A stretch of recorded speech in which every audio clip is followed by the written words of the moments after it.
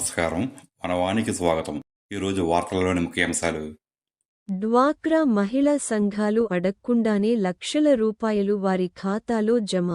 అల్లూరి సీతారామరాజు జిల్లా రంపచోడవరం డివిజన్ రాజవొమ్మంగి మండలంలోని విచిత్ర సంఘటన చోటుచేసుకుంది.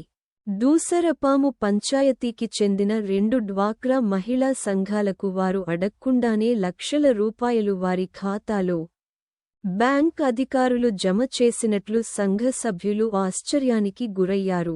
నిబంధనలు తుంగలో తొక్కి రుణాలు ఎలా మంజూరు చేశారని మహిళలు ప్రశ్నిస్తున్నారు. మహిళా సంఘాల తీర్మానం లేకుండా బ్యాంకు డాక్యుమెంట్స్ కూడా సమర్పించకుండా రుణాలు ఎలా మంజూరు చేశారని వారు ఆవేదన వ్యక్తం చేస్తున్నారు. లబ్ధిదారుల ఖాతాలో జమ చేయకుండానే ఉమ్మడి ఖాతాలో ఉంచడంపై డ్వాక్రా సంఘ సభ్యులకు పలు అనుమానాలు వ్యక్తమవుతున్నాయని మీడియాకు వెల్లడించారు. విషయానికి తెలుసుకున్న రాజవొమ్మంగి, వెలుగు ఏపీఎం వీరాంజనేయులు ఇరు సంఘాలపై 5 సీసీలను విచారణకు పంపారు.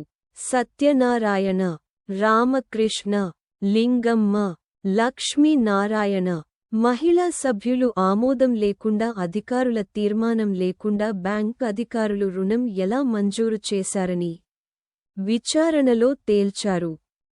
కొత్తగా 20 లక్షల రూపాయలు మంజూరు చేసి ఉన్నారు. ఆ విషయం మాకు తెలియదు.